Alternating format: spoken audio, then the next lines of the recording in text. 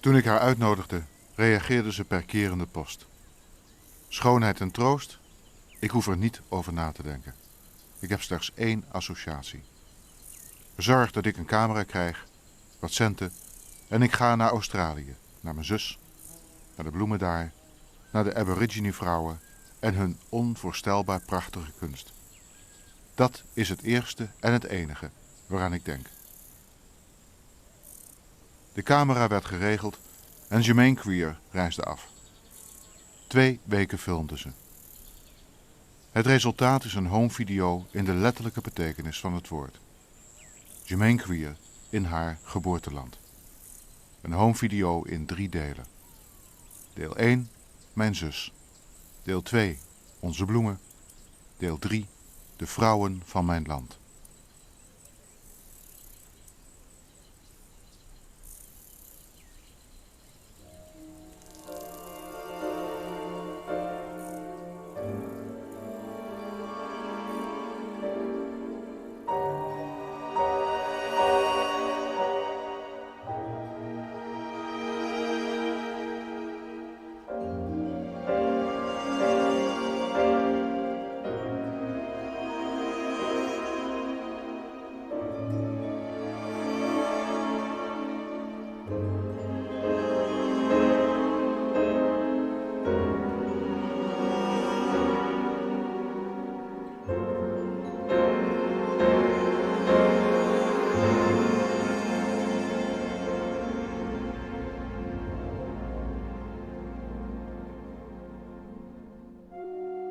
Beauty itself is not always a consolation, for it is inseparable from transitoriness.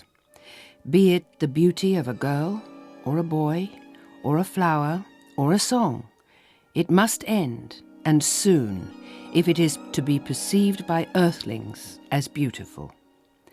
A flower that doesn't fade is hideous.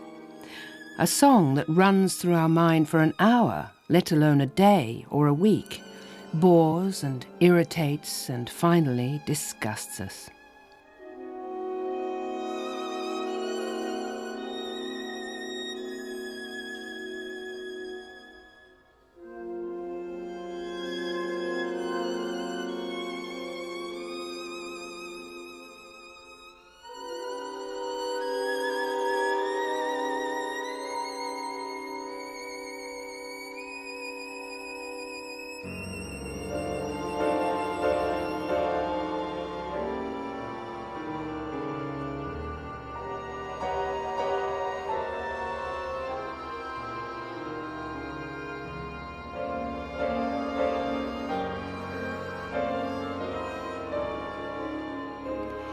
Beauty gives us pleasure.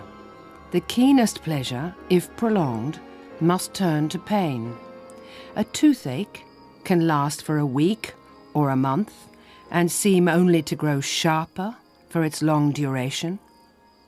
But there's no point in studying to prolong orgasm, for an orgasm prolonged for as much as an hour would have long ceased to be a pleasure. Human beings are geared for pain. Pain is what we're good at. If a thing of beauty is to be a joy forever, it's because we have the power to recall it when it is gone, drawing it into our imagination where it shines all the brighter for the surrounding shadow of bereavement. Death and annihilation are necessary conditions for the existence of beauty. Every poet who ever wrote has known that joy's hand is forever at his lips bidding adieu, as Keats said. No poet was more achingly aware of beauty than Keats, who was ill and dying all his short life. What consolation can there be for the awareness that everything we love is dying? When I sit around the campfire with my Aborigine friends, whose way of life is already hideously distorted and will soon be eclipsed, what consolation can I find? I look at the evidence of their psychological and physical ill health at the piles of discarded packaging, clothing, and soiled disposable nappies, the beer cans and the rusting car bodies that disfigure their beloved landscape, and listen to the children who clamour for Coca-Cola and sweet biscuits, and will not eat the fresh clams and oysters, whelks and cockles that we have gathered from the ancient metamorphosed rocks that glow red under the pale turquoise sea, and my heart aches with love for them. They are moving away from me and my way of life, as my childhood, my own youth and beauty have abandoned me, and I love them as I love the blue skies of the dreams that anchor me to youth and innocence.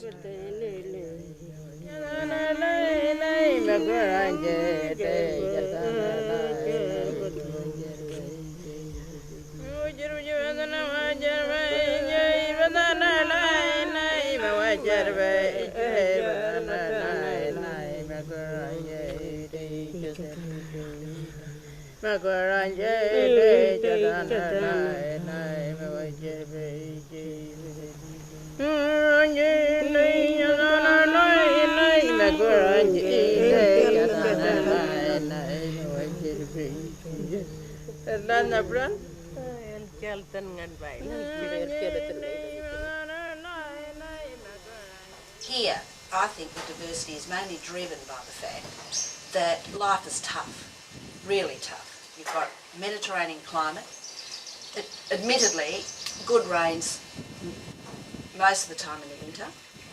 You've got very, very hot, dry summers. You've got low fertility in the soils.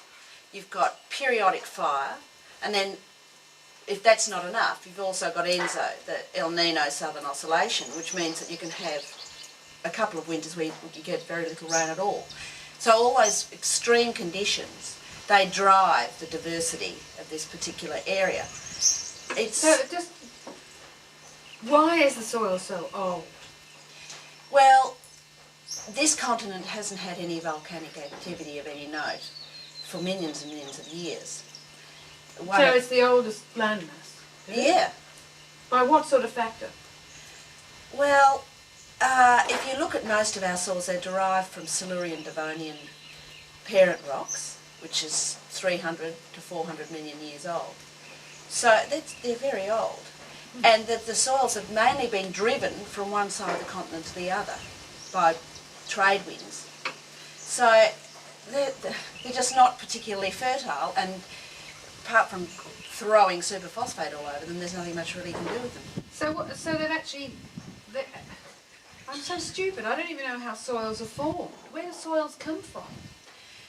Well, soils come from parent rocks. Being eroded and ground down and powdered. Yeah, and with rain action. Okay. Folding, action, folding, presumably. Yeah.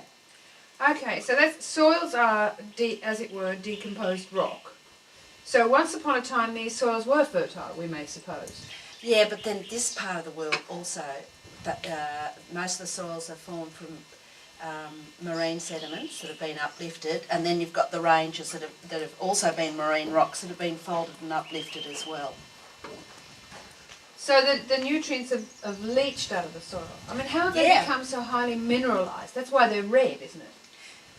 Yeah, well, there's still iron deposits, which is part and parcel of the folding and the uplifting of the rocks. It's brought up magma with iron in it, and that's been recycled in the sands around here. But I wouldn't say that I'm not an expert, but I wouldn't say that the iron content is particularly high. But here in this southwest corner, it's obviously very high in the Pilbara. Yeah. But but the other reason you see red soils too is that you get a higher rate of oxidation when you've got higher temperatures.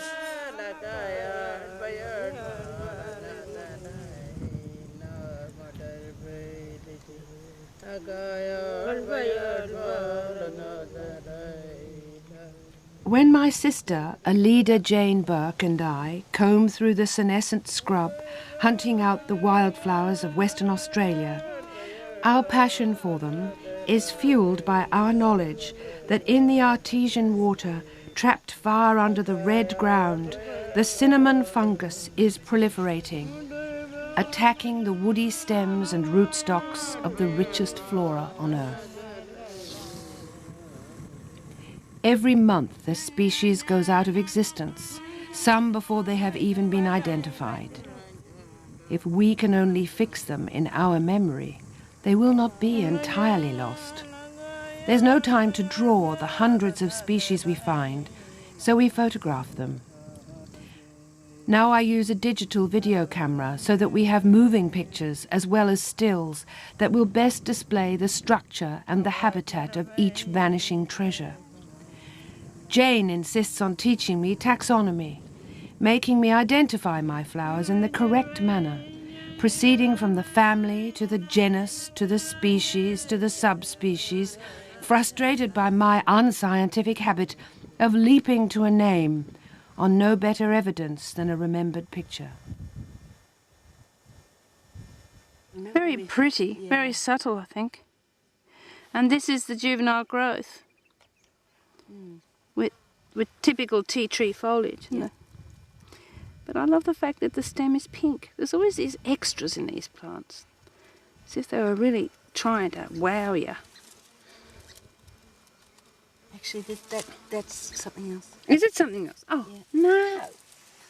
Oh, dear. This is a wattle of some description. Oh, shit. I always do that. By the phyllodes, their angle to the stem. Come on. While I gloat over the blossoms that will soon be seen no more, she photographs the dieback caused by the cinnamon fungus and the regrowth in the areas cleansed by fire. And why do we suppose it's made itself like that? Do you know what it looks like to me? It looks as if it's burning. It's reminding you that it needs fire. Well, usually when plants produce this red coloration, it's usually in response to stress. If you have a look at your apple tree in the middle of summer and if the leaves are starting to turn red, you're in trouble. It's also probably a sign of senescence because as you go down the plant, they get redder and redder until we get to these senescent leaves at the bottom.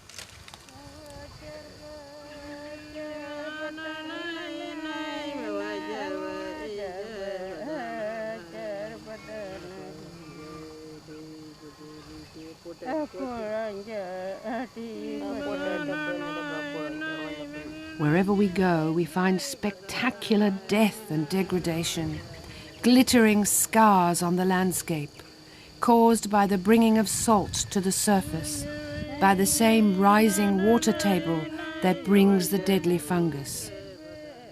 This is our fault. If Europeans hadn't tried to turn Australia into Europe, this would never have happened.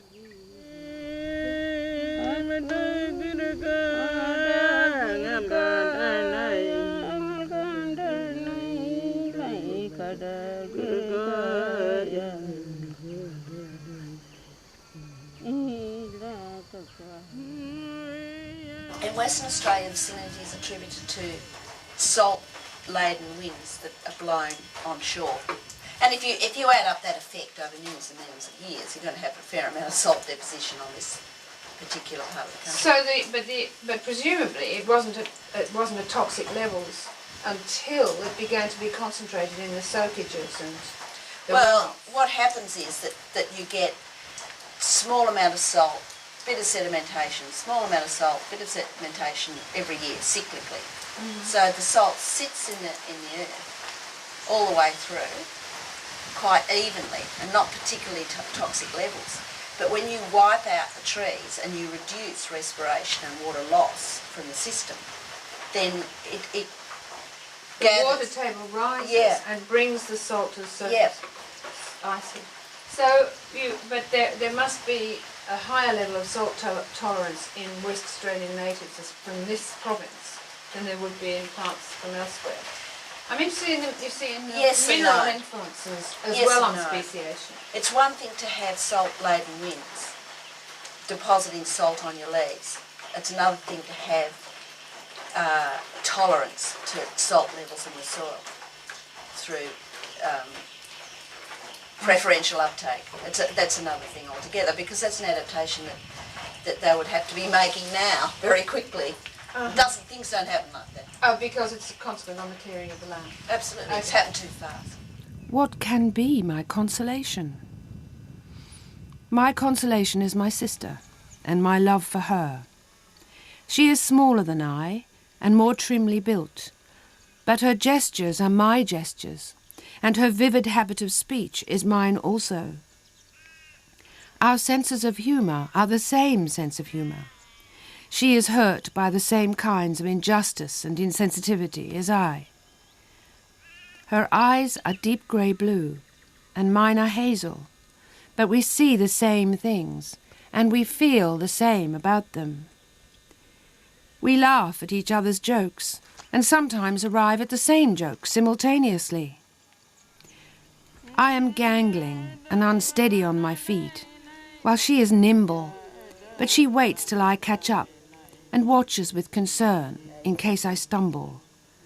If I am hampered by my equipment, she takes it from me and carries it for me, so that my 2 hands are free to ward off disaster. She's the one who rings the 24-hour chemist to make sure that my bruises are drawn out by extract of leeches, so that the swelling and the pain may diminish, well knowing that I wouldn't bother.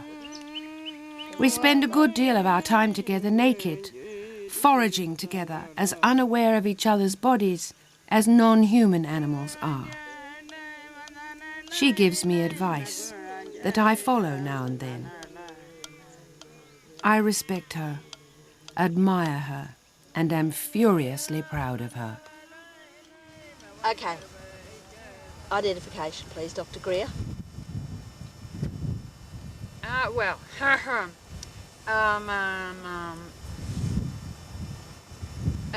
oh dear, I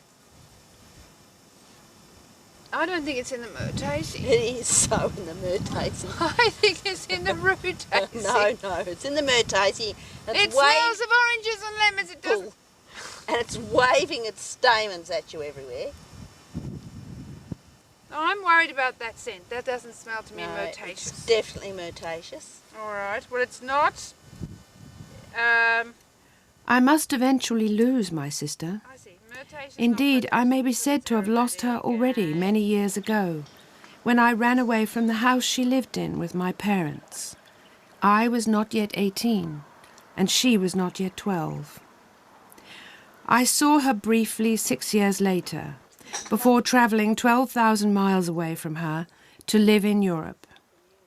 She married a man she must love more than she loves me, and bore him 2 sons, ditto.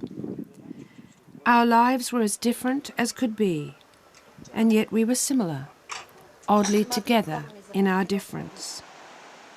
We almost never wrote to each other, but when we did, it was as easy as if we had talked every day. As we perched naked on rock pillars looking over the Arafura Sea, she tells me what it was like to be my kid sister. And I think how I blinded myself to her suffering when I abandoned her, knowing that if I'd looked back, I could never have gone. If I hadn't gone, I shouldn't have survived. She knows and understands, and it's okay. Their mechanism is a little bit different to Grevillea's. Here is the corolla tube. Don't show it on the plant. Here's the corolla tube. Inside the corolla tube is a style with a stigma on the end that extends right up to the end of the tube, but it's adpressed to the pollen organs that will be right next to the style here. As the flower matures, I will not lose her again until death or dementia takes one or other of us, as must happen. but in the process, When her 2 boys were grown, she went back to school, motivated, as she is in everything she does, by love. For love of her fragile country, its shifting coasts and threatened bush and native habitats, she put herself to study botany, especially the botany of the southern coast we were born on, and the fragile alpine region, where she still snowboards with her boys who are now grown men. the anthers are rolled back. Their function's over because they've transferred the pollen. As a mature student, She was ignored and belittled by her teachers and her fellow students, but she hung on until they had no option but to register how gifted and hard-working she is. She embarks on all her self-imposed tasks with a single-mindedness and passion that I recognise as my own, whether she's charging through the dunes with notebook and binoculars to chart the vicissitudes endured by the sand plovers, or planting a lawn of wallaby grass to demonstrate to the local authorities how they might use a native species that is less invasive than marram or couch, or advising a tentative client on the right plants for her suburban garden. She wants to teach me to live under canvas. I want to get her to sleep under the stars. Don't think for a moment that we're not both easily exasperated. I would rather be exasperated by my sister than have an easier time with anyone else on earth.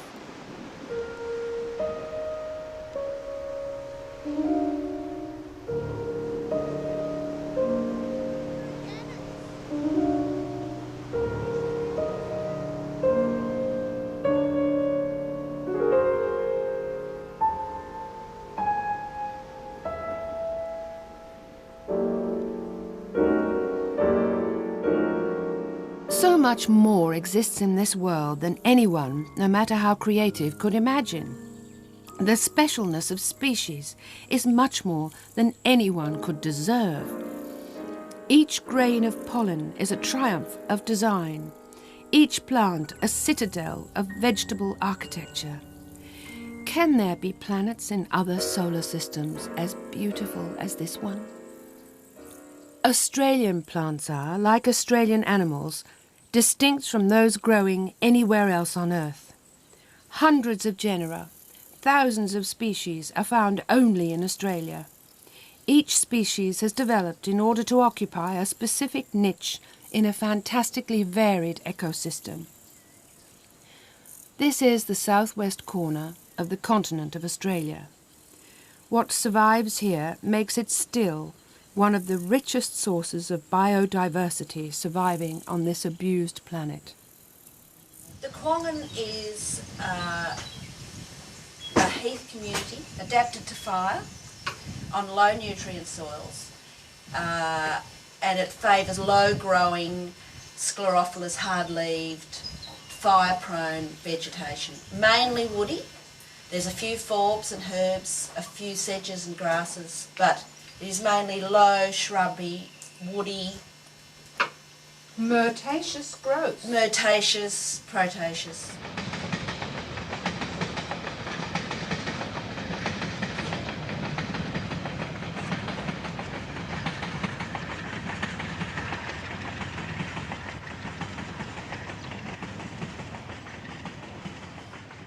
Here is a small patch of Kwongan, growing alongside a railway line and a main road, almost in the shadow of a huge grain bin.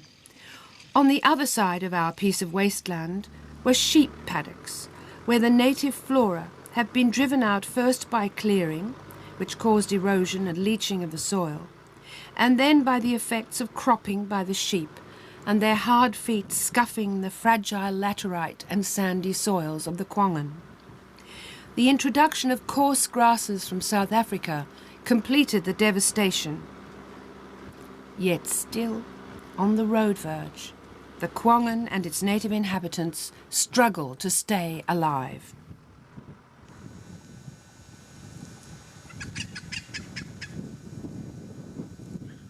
On a single morning in September, in this small patch of disturbed, abused and polluted land, we found an astonishing variety of plants in bloom.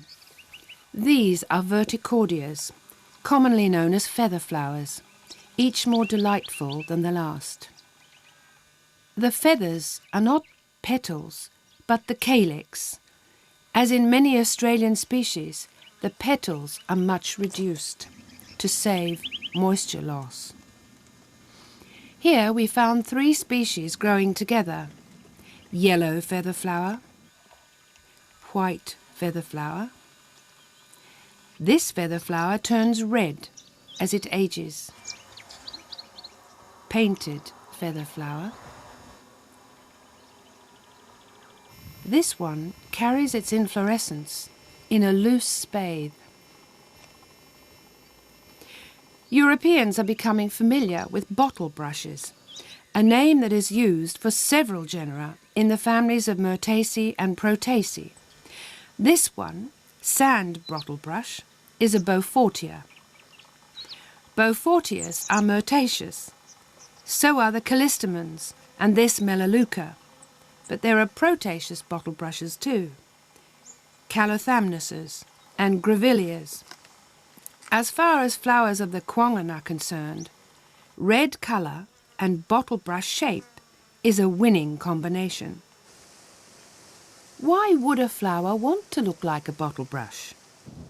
Jane explains, using as her example scarlet honey myrtle. Well, maybe it's another sclerophilic habit that a lot of petal tissue could result in moisture loss in low moisture situations. So the result is a reduction in petals. You can actually still see the petals if you look at the base of the flower. Oh yes. So they're just tiny reduced petals, and then the stamens around the edge of the cup, and you can see both the ends of the stamens and the stigmas presenting in the whole flower. So you're seeing a mixture. Eucalyptus is another genus that seems to have eschewed petals. But in this case, they form the cap from which the genus gets its name. It's just another option. What happens in the structure of blossoms like this? These are stamens, are they? Yeah, and you can see the pinkish stigma in the middle. There's about 40 to 50 stamens. And there's the stigma in the middle. It's actually quite a good example because at least they're different colours. They're often the same colour. It's very hard to distinguish the stigma. And then this is the calyptra, the little covering that falls off, and there's the stamens in the bud. And here, this is a structure that is really modified petals or a modified corolla. Oh, so it's a fused corolla tube. Yep. It's actually been closed. Yep. And it's dehiscent. It has to be got rid of. Yep. Eucalypts are myrtaceous. So is this elegant leptospermum, which has also reduced its petal load to a minimum.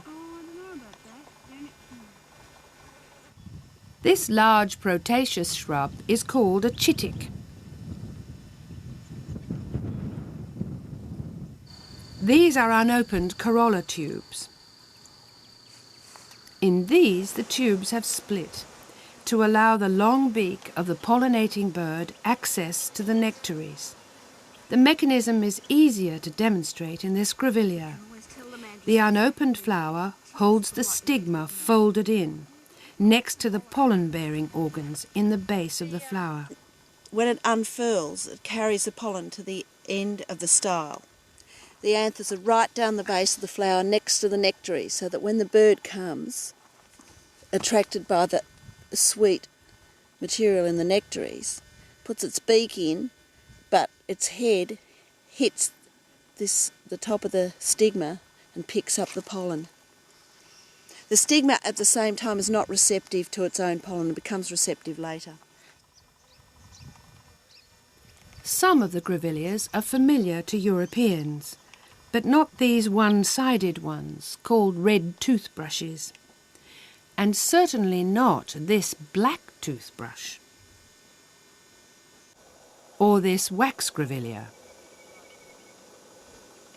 Banksias are well known too.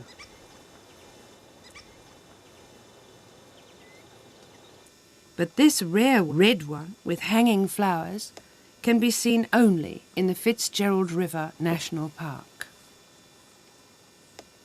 This is one of the prostrate Banksias that send their woody branches out flat to the ground, holding the inflorescence down where the ants can find it.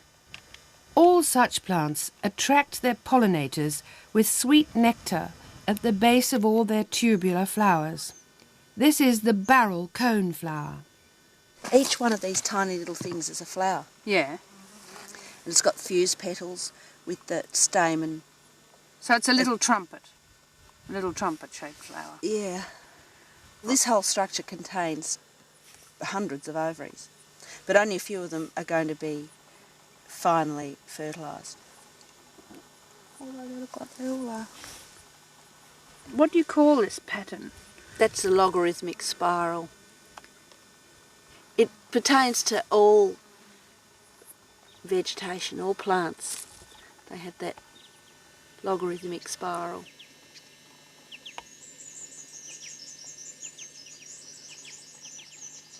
European nurserymen also know some members of the wax plant family, the camelorsiums. But most of the 8,500 species that are native to this area are unfamiliar to Europeans. Some look familiar, but are in fact quite different.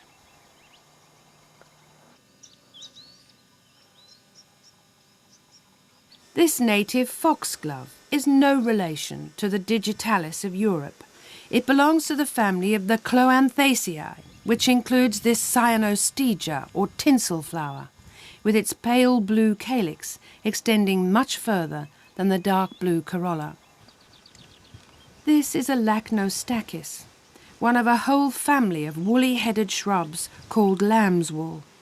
This one, Lachnostachys ferruginea, grows only in this area. This woolly plant is a smoke bush. So far, 36 species of this genus, Conospermum, have been named. To an eye used to the lush vegetation of Western Europe, most of this looks dead. This is because these plants are all sclerophilous or hard-leaved. Without sufficient humidity to rot it, old growth simply turns woody and gradually collapses until fire clears it out. In amongst this woody debris, you will still find spectacular clumps of blue Leschenoltia. There are 20 species of Leschenoltia in Western Australia. The commonest are blue, some are red, and this rare form has tubular flowers like a heath.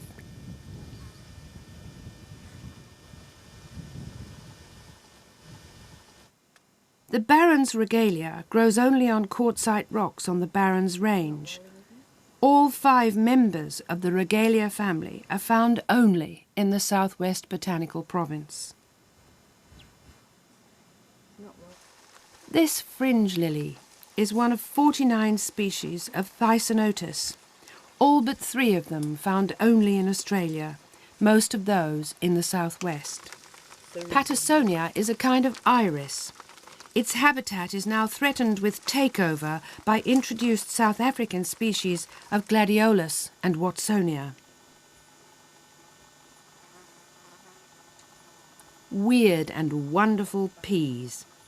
Worldwide, the family of peas, the Fabaceae, consists of about 500 genera, comprising about 12,000 species. Of these, Australia has about 140 genera, of which no fewer than 40 are endemic to the southwestern botanical province.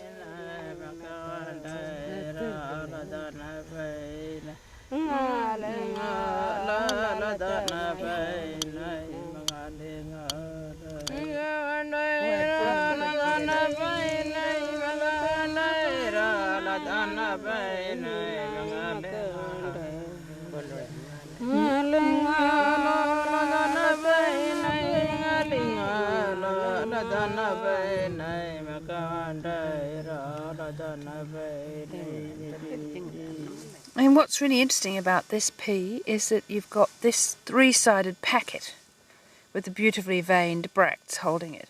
And then it pops and you get these symmetrically arranged flowers.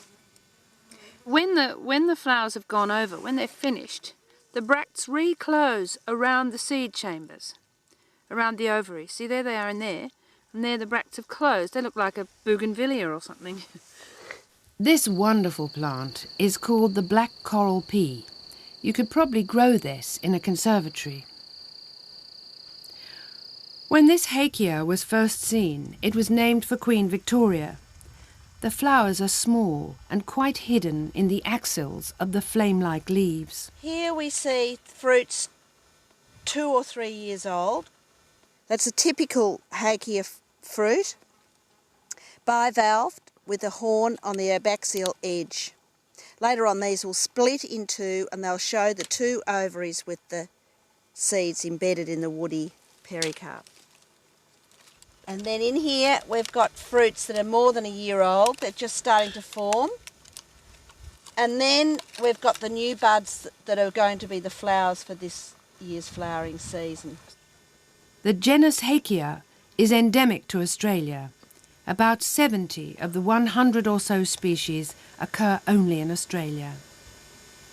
The Hakeas have bilateral splitting fruits. Like chestnuts, like. And they've got a little horn on the end. And they're really, really woody. I mean, some sprout, re-sprout after fire, and others are serotinous. They hold the seeds in the canopy and the seeds are only released in response to fire. These have popped and they've dropped their kernel. Yep. And that would have been when? During the last fire. Hakeas, like Banksias and Grevilleas, are members of the Proteaceae. Worldwide, this family numbers 1,400 species. The more than 550 species to be found in southwest and Western Australia are found only there. Dryandras, too, are found only in Australia. This is a golden dryandra with one of her pollinators. Dryandra's an Australian genus, isn't it? Yeah. Well, all the genera in the Proteaceae in Australia are endemic to Australia. There are similar plants in the same family on other continents, but the genera are endemic to Australia because they've evolved for so long. This proteaceous plant is called a petrophile. But it's a little tree. I hadn't realised that. I thought it was herbaceous. All the Proteaceae are woody, and the fruits are typically proteaceous. In fact, if you have a look, you can see it just looks like a Banksia cone.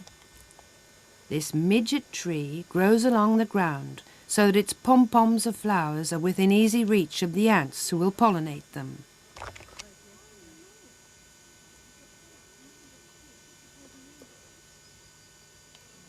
The beautiful genus Darwinia, too, is endemic to this region. It was named for Charles Darwin's grandfather, Erasmus Darwin. This is Darwinia squarosa.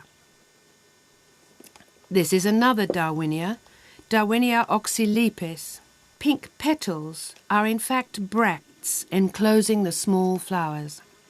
Many Australian wildflowers follow the same strategy of enclosing small and insignificant flowers within showy bracts, as this hooded lily does. The Pymelias, too, cousins to the European Daphne, present their flowers like a bouquet already wrapped in papery bracts. The most spectacular of the Pymelias is the Quaalude bell, that grows on sandy, lower-lying land within sight of the barrens. Banksias are another genus that is found, except for one of the 76 species, solely in Australia. No fewer than 59 of the 76 are found in southwest and Western Australia. This handsome plant is Banksia coccinea. Its pollinator is a possum no bigger than my thumb. In these blossoms you can see the geometry of the anthers folded under until they are ready to pop out and touch the pollinator. The tiny possum, a little climbing marsupial, is now very rare. If he perishes, the scarlet Banksia will perish with him. This biodiversity is probably the result of stress. Stress caused by the poverty of nutrients in the soil, its low moisture retentiveness, the hot summers, and the incessant salt-laden westerly winds.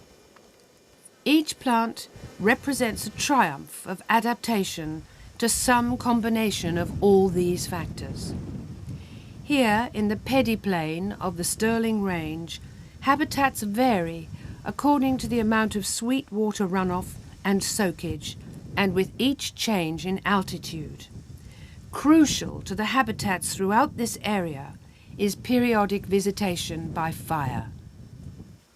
If these king ears hadn't been burnt, they wouldn't have been able to flower.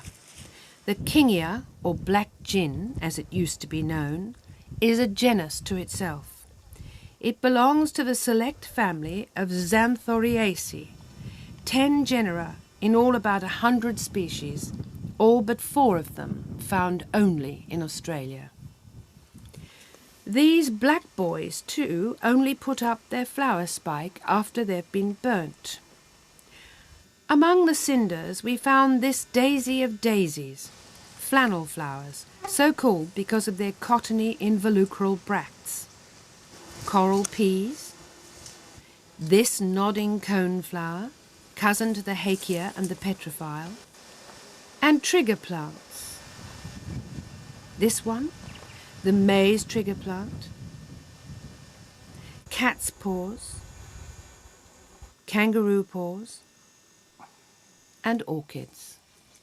A veritable carpet of flowers.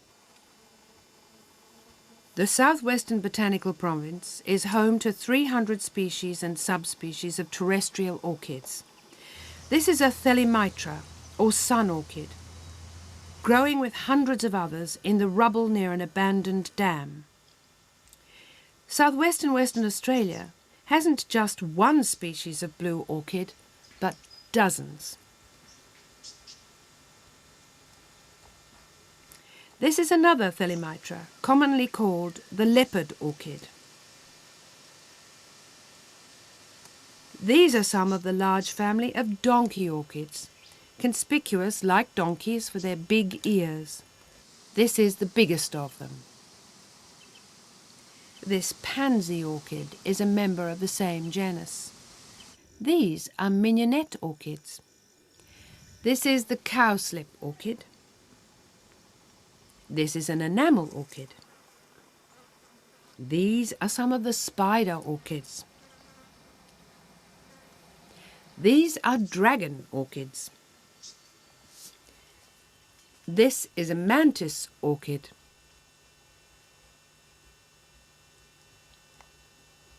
These are my favourites, the trigger plants. The family of Stylidiaceae contains only 2 genera, the Leeuwenhoekias and the Stylidiums. As far as we know, there are about 175 species of Stylidium, or trigger plant, in the world, and 135 of them are found in the southwest province. But new species, or rather what are thought to be new species, are found every day.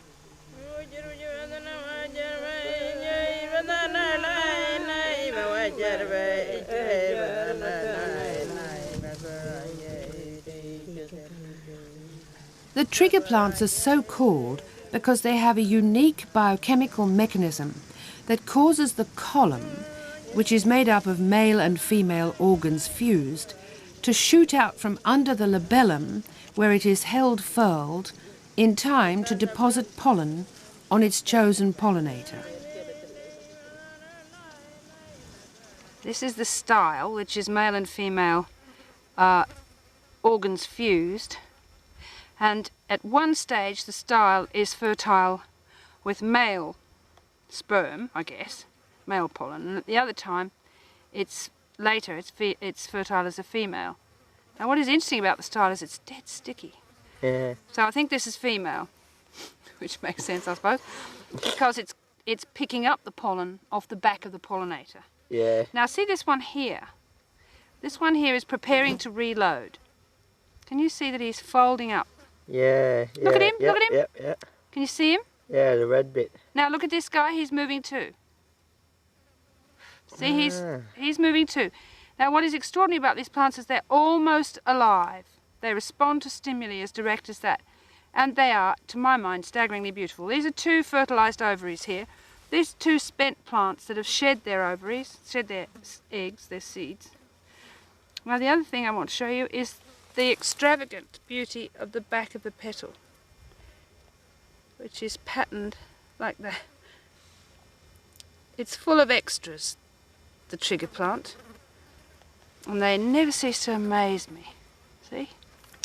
Each species of trigger plant is adapted to a particular insect pollinator, which is why we can find so many different species living in the same habitat.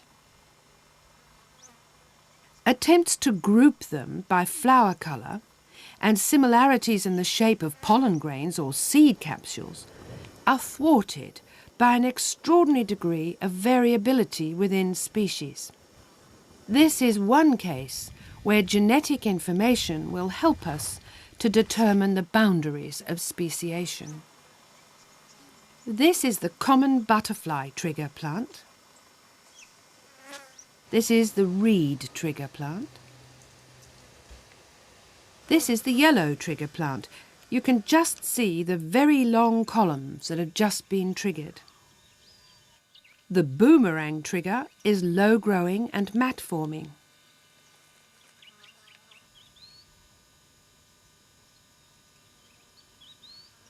This stylidium is commonly called milkmaids.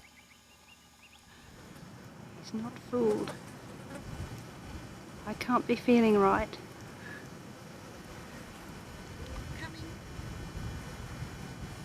No, it doesn't want the fly. What can it want? It doesn't want the fly. Oh, he's just gone off. See, prong. There's his prong there. They're reloading. We have to find one that's fully coiled. Hang in. Oh, there's another bug down here, see? Little capsid buggy looky thing. Nope, what a very choosy gal, all dressed up for the party. In fact, the pollinator of this species of stylidium is a large native bee. This climbing trigger plant carries its flower on the end of a beak. Book trigger plant, an ephemeral, filling a she-oak glade.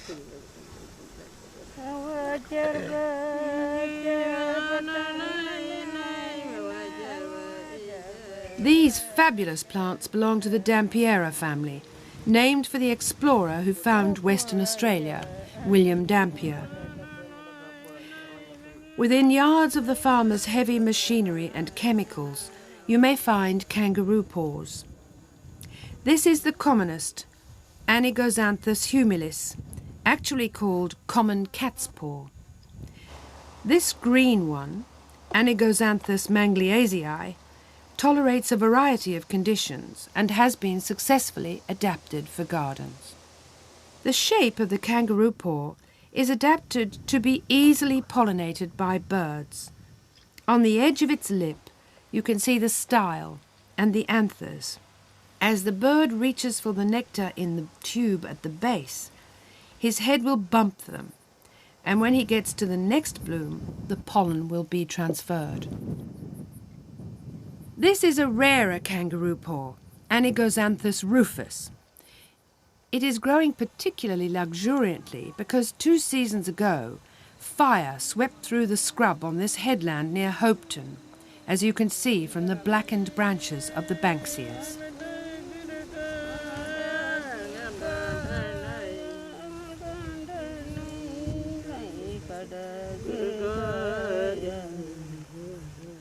Fire is built into the life cycle of many Australian plants. Banksias and hakeas will not release their seeds until fire has forced them open. Wherever you can see blackened branches, you will find fabulous plants growing beneath. This spectacular queen trigger plant, for example.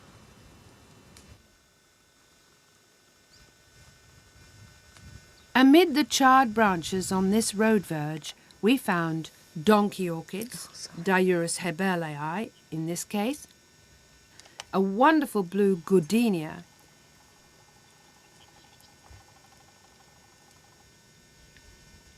and this pointing spider orchid, this rare grevillea, this coral vine, and of course more triggers. All these plants were identified by my sister and I in 1998.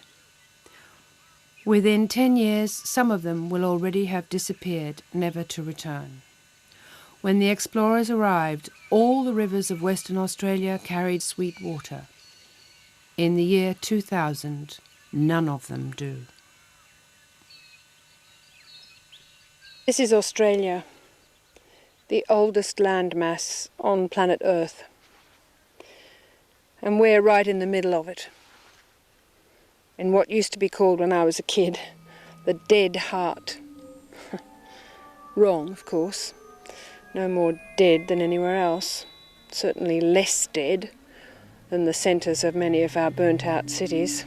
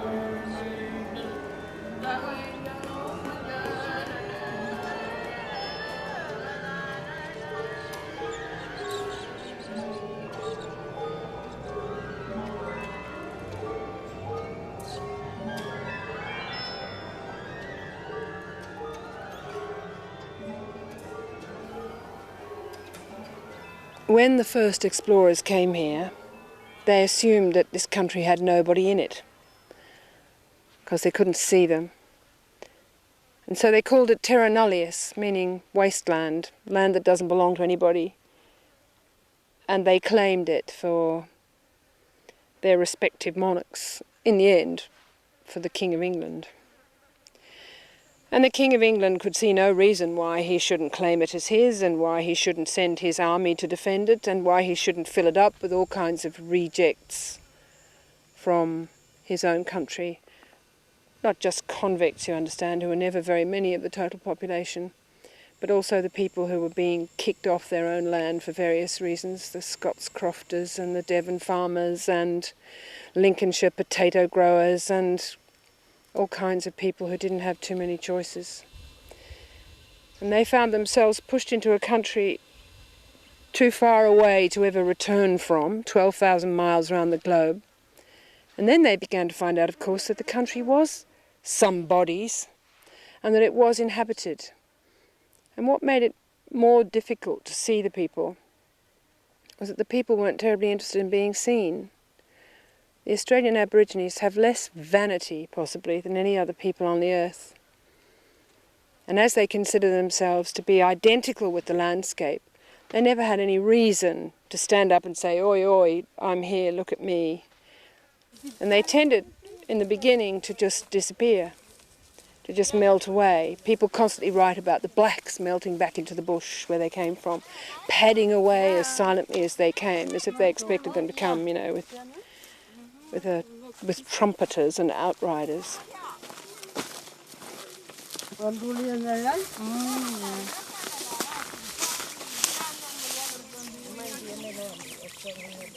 But the Australian Aborigine is a warlike person in the sense that he has problems that he has to solve by force of arms, not unique among the nations of the earth in that he never thought of doing that. But most of those quarrels involved the intricate structures of his own society, his and her own society. Women are fighters too in Aborigine society. And there must have been occasional spearings in the beginning. I won't bore you with the details, mainly because I don't have them. But the real problem came when the settlers decided that they had the right to introduce their own food animals. They didn't learn to eat the food that this country produces. They were convinced, in fact, that it didn't produce any. And it's pretty much like supposing, A, there's nobody here, and B, there's nothing to eat. Well, there was somebody here, and they were eating, and eating reasonably well in those days, I think.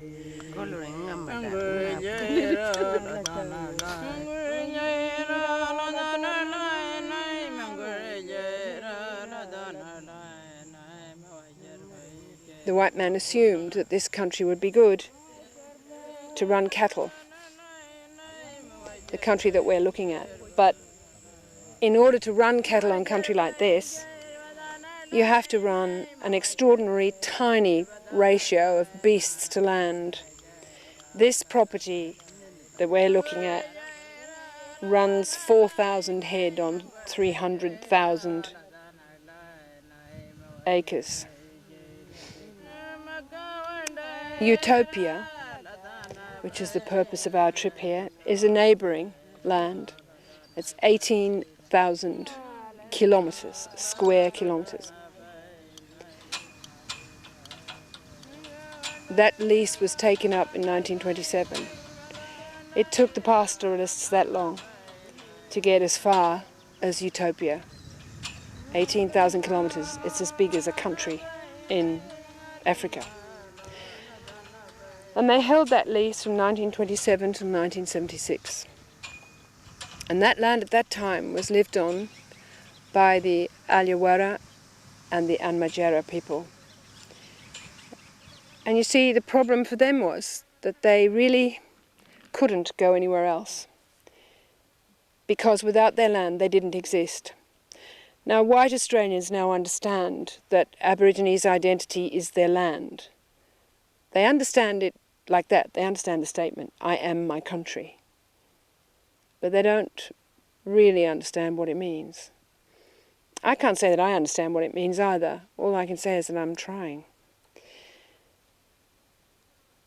But I think it works like this,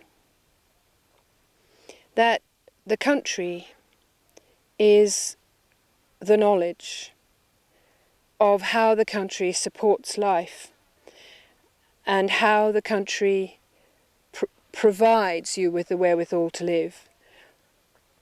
But you have to learn it. It's not programmed into you. Nowadays we don't even think that these things are programmed into swallows. We now know that swallows have to learn how to fly south. Well, Aborigines had to learn how to travel this country. The knowledge is about journeyings, when to go, where to go, how to go.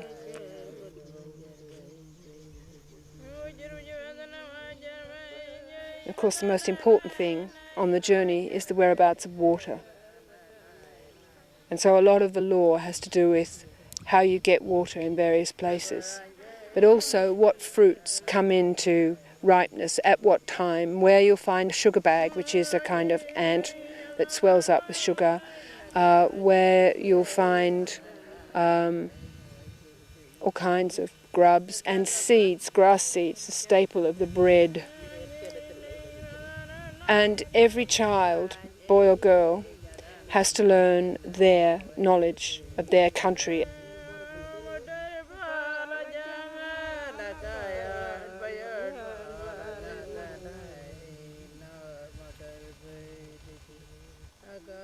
And this becomes the inside of their brain, as it were. This becomes who they are. If we are the sum of our memories, this is who Aborigine people become. They become this knowledge. And the most important thing in their lives is to pass that knowledge on to the children who come after. When a person dies, the knowledge that is taken up by someone else is, as it were, their surviving personality, and it's as if they did not exist. People who are dead in Aborigine society don't exist.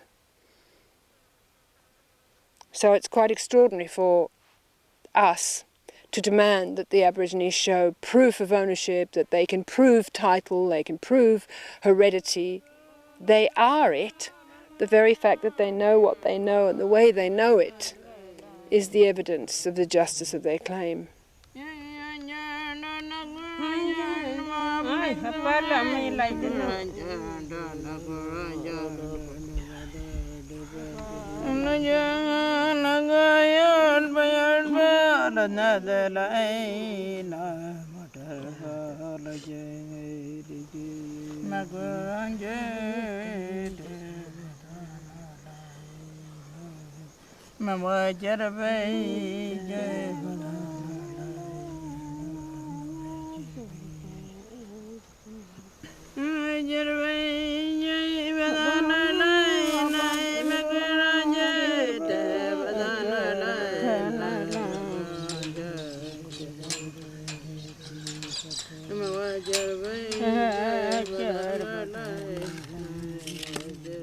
There used to be a lot more water before the cattle came.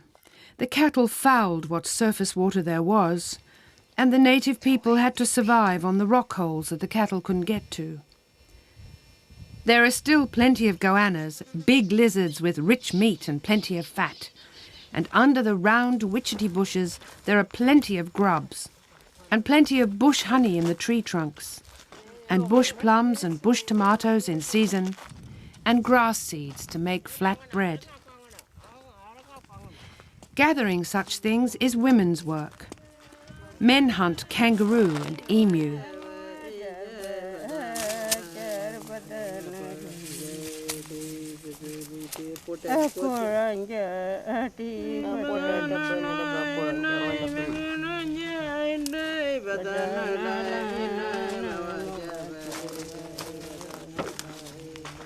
Kangaroo and emu are good eating, but you don't see many of them now. Since they had guns instead of spears, the Aborigines themselves have shot them out. Walking through this country, an Aborigine can read the rocks and the pebbles and the bushes and the grasses the way we read hoardings from a train. From childhood she has been taught the country and the paths that must be taken through it. This law she fixes in her mind by the ceremonial, sometimes called by white people the song lines. All over this huge continent there are sacred sites where men and women separately and sometimes together act out the due ceremonial that keeps everything in its place and time.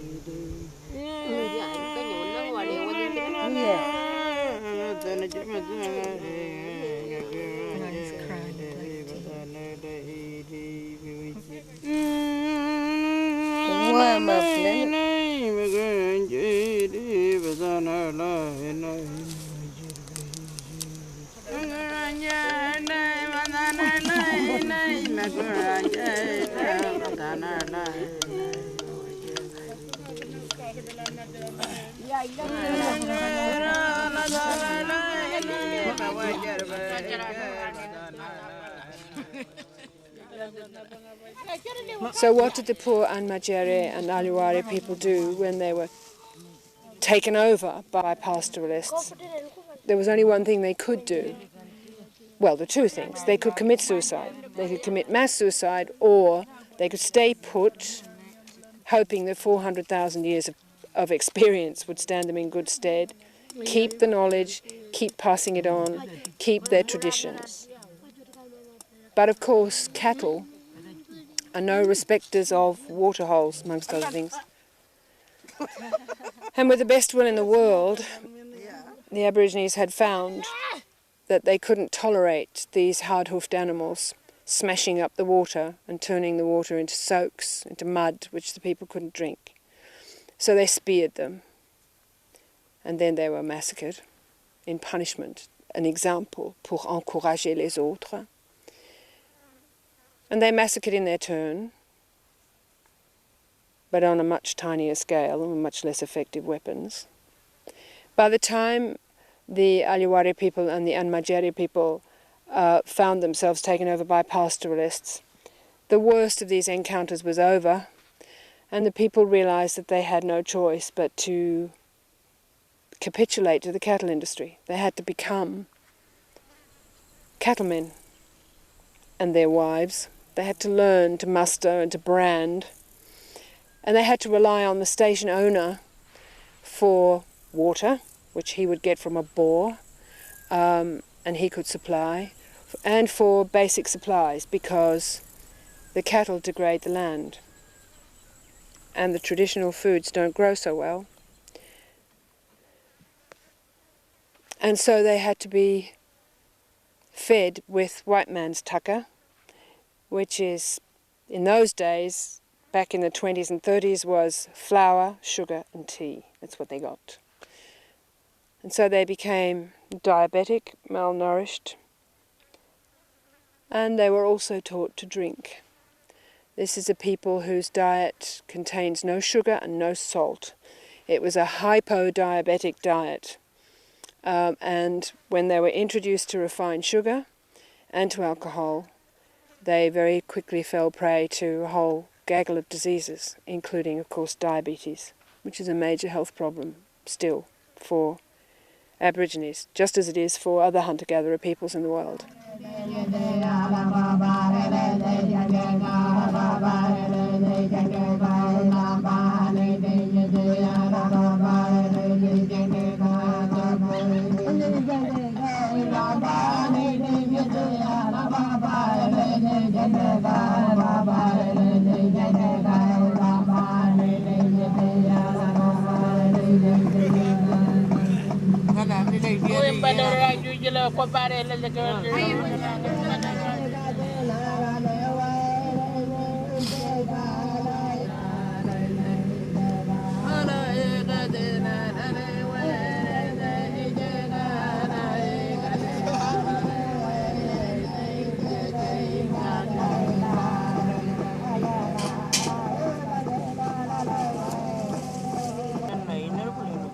In 1976, things began to change, and people realized that this was wrong, that it was wrong to have alienated the land from the Aborigines, who had no choice but to live on it, and to degrade it in the production of beef, and that the people should have a chance to buy back the land and nurture it and reinstate their old ways of life. Now, this was a double bind because people were prepared to be generous to tribals. You go out there, we'll give you the bush back, you go out and live on it and don't be any trouble to us anymore. No dole, no handouts, you go out there and be tribals. That's fine, you do that, that's good. We'll forget all about you. But of course, that really couldn't happen either. In 1979, following the new laws about native title, and a new approach on the part of the federal government to native title, the Anmajera and Alwara people managed to acquire the lease. Interesting, they couldn't acquire the land because the land belongs to the King of England, or the Crown of England, in this case the Queen of England. They managed to get the leasehold on their 18,000 kilometres, square kilometres. And then extraordinary things began to happen.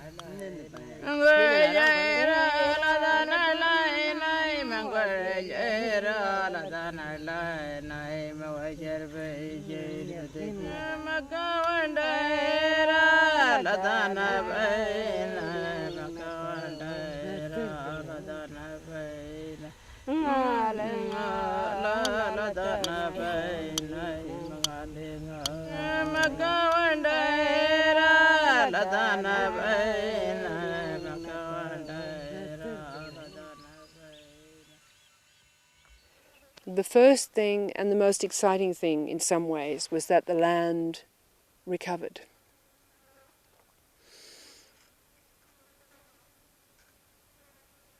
The grasses grew long. Sacred grasses there are on Utopia land. The grasses grew long, the trees thickened up, the landscape became once more secret and not open so that people walking through it were exposed. It became once more the natural medium of the people. And then people started to look for other things to do. Not more cattle. They could have gone on running cattle on Utopia. Nowadays, I think there are 100 head on Utopia, and they all belong to one person who was a head stockman of Utopia Station in the days when it was a station, and who still wants to have some cattle around him. He likes them. He's used to them, so he has them. But otherwise there are none. But what are the people going to do? Difficult to get them back to the hard job of walking the land looking for the tucker. Kids want Coca-Cola, you know how it is.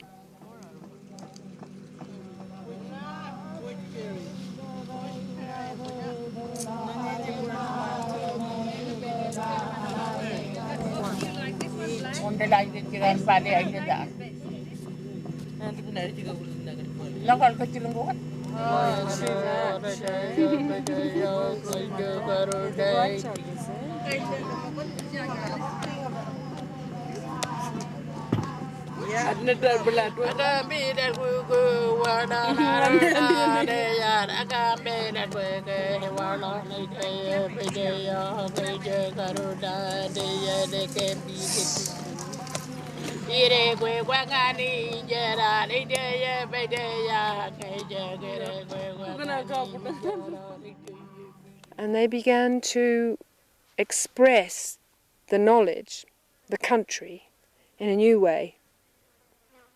And it started off with batik, for the women, you see. The interesting thing about Utopia is that the regeneration has come through the women.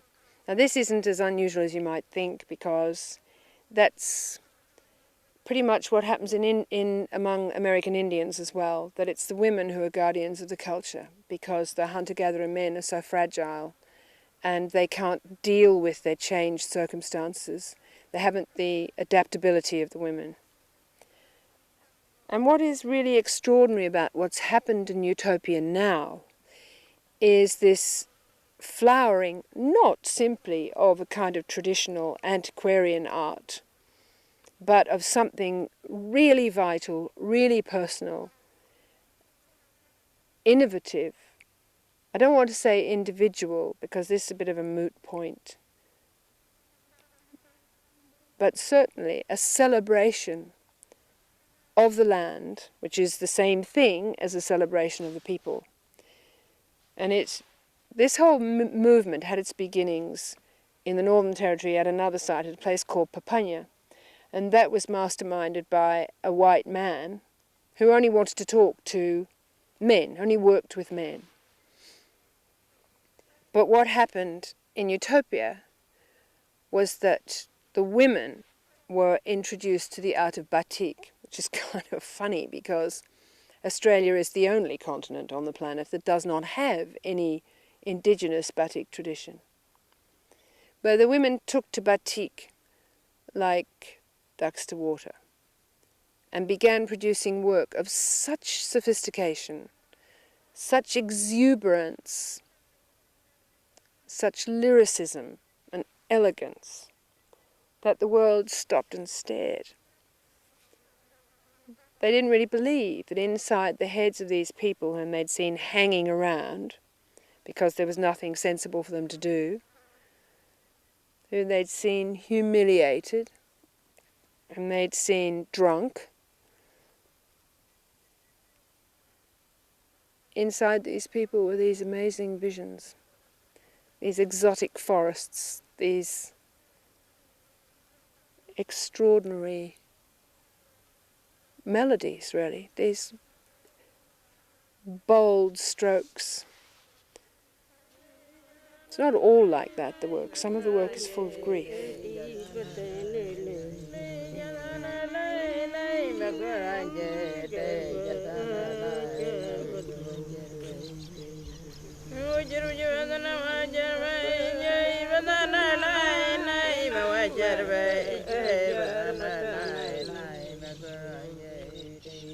In 1978, 2 craftswomen came to Utopia's store with the idea of teaching these highly creative women to dye batik.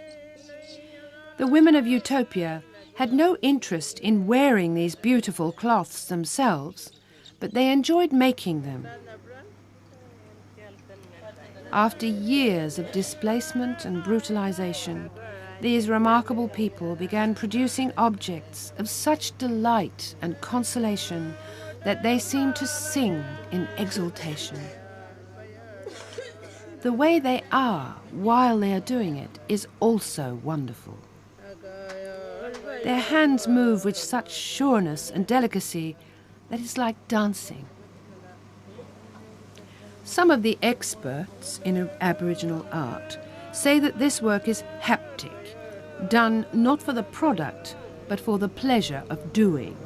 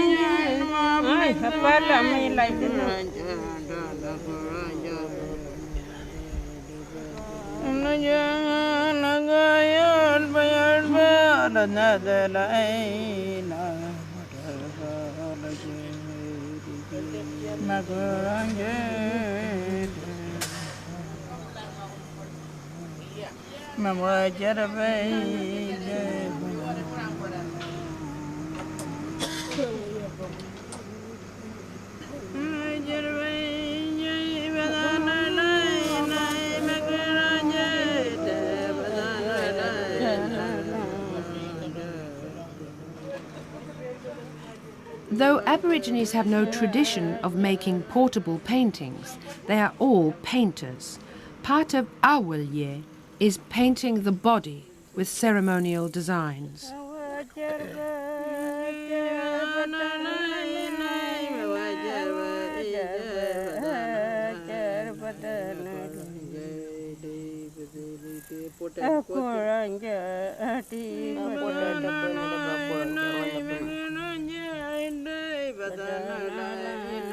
And the next thing that happened was, because batik is fabric, because it's associated with women, it has no great value. It doesn't have the prestige of a rigid artwork that goes in a gallery. It's a rag, it's a cloth. And so eventually, from various quarters, not from just one, the idea took hold, well, we'll start doing painting that's quicker. And it's less laborious. In acrylics, of course, dries quickly. It's a nice, easy medium. So you have this funny marriage of the medium with the moment, really. And just when the women really needed to create these expressions of their spiritual posture, their passion, their faith, there it was, the medium for doing it.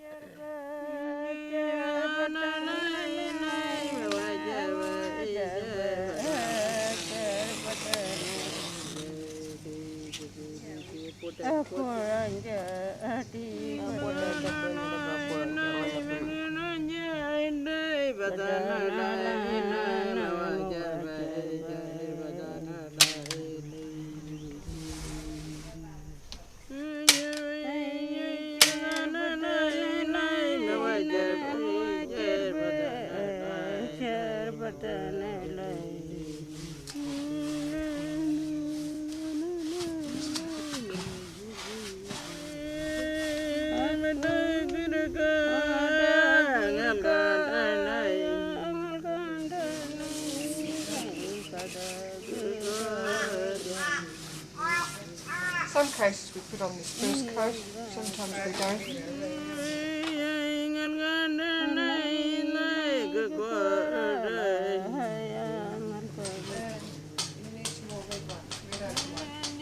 The women working here are all related to the great painter Emily Kame Nwarai, who died in September 1996. Emily came here often to paint her vision of Awalye, herself, her country, and the history of her country as it exists in the dreaming.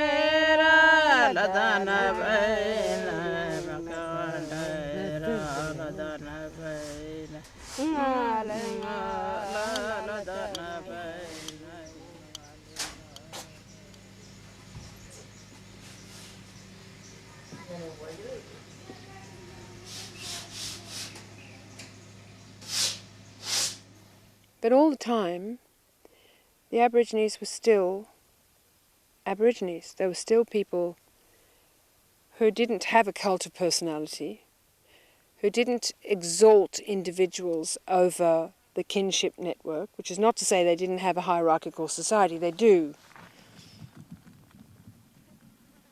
But people only have value in Aborigine society as they relate to their kin group, their affines, their clan, their moieties.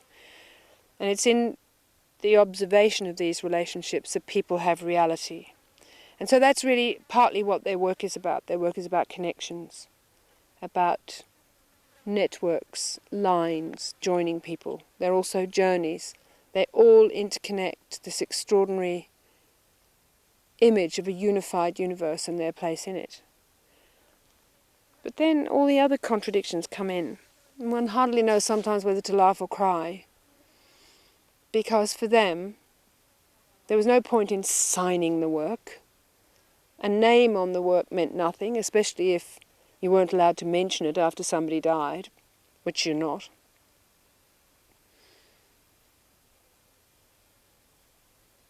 And the work itself, Aborigines are not interested in property.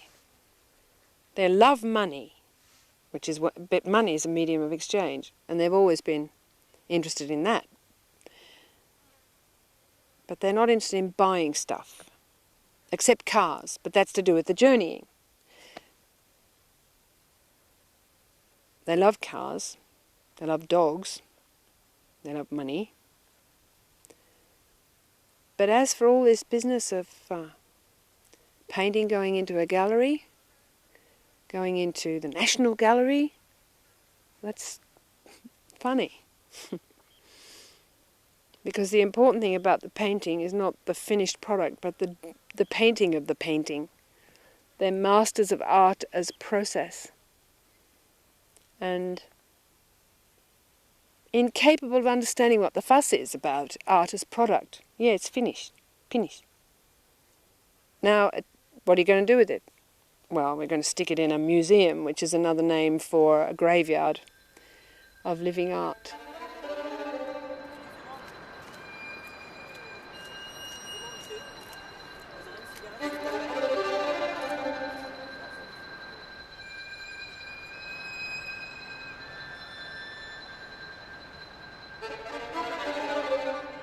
In the middle of the winter of 97-8, the women of Utopia were uprooted from their country at the hottest time of the year and flung around the world to Paris at the coldest, darkest time of the year.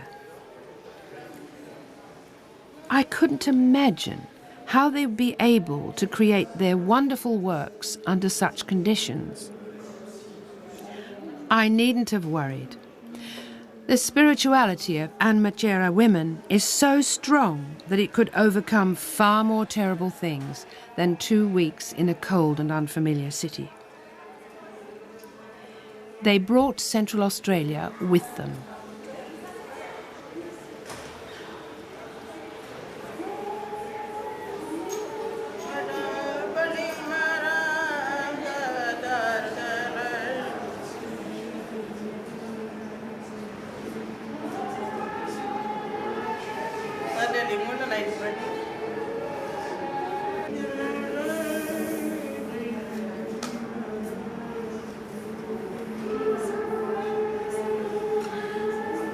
Enige nañ ma ba wëñe nañ ci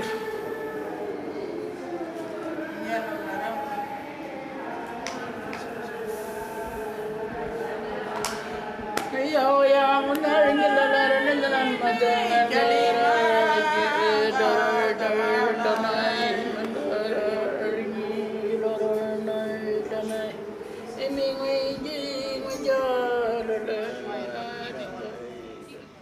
The same designs can also be seen in sand painting.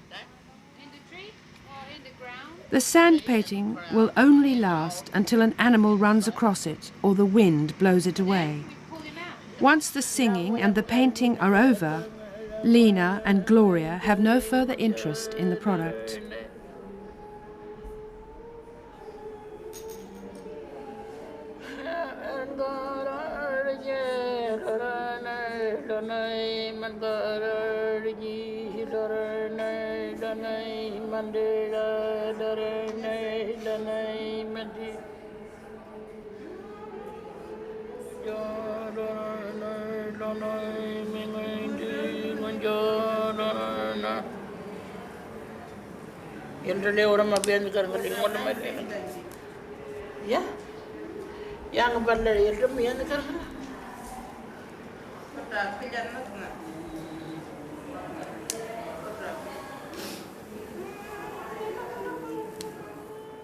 And so there's this strange now confrontation between the art industry, white fella art industry, and black fella art activity.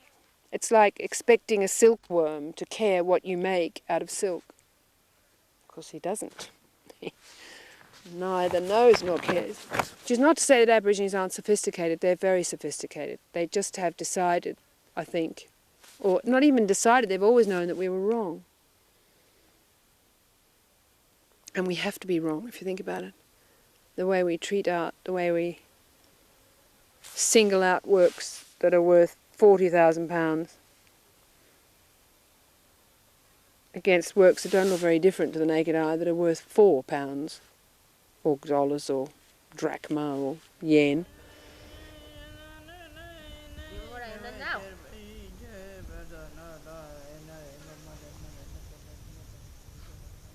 And strangely, none of the Aboriginal artists at Utopia is so driven that she has acquired her own canvases, her own colours. She can go into Alice Springs and buy them like anybody else. She prefers other people to do that. And to keep the canvases and the stretchers and all the rest of it. They can do all that donkey work. And when it's all ready, she'll come in out of the bush and sit down and paint the inside of her head until it's finished. And then she'll take her money. And it isn't true, you know, that she's being horribly exploited and, you know, she's getting sixpence and the work is being sold for millions. The politics of the community mean that she can't be paid much less than anybody else and other people can't be paid much more than she is. The stars have to support the non-stars and so on. But it is quite extraordinary that she emerges like a spirit of the bush and sits down all day leaning on one elbow, painting a pattern, which the pleasure for her, I think, the achievement for her, is having the pattern materialize out of her mind, which she doesn't think of as being hers exclusively.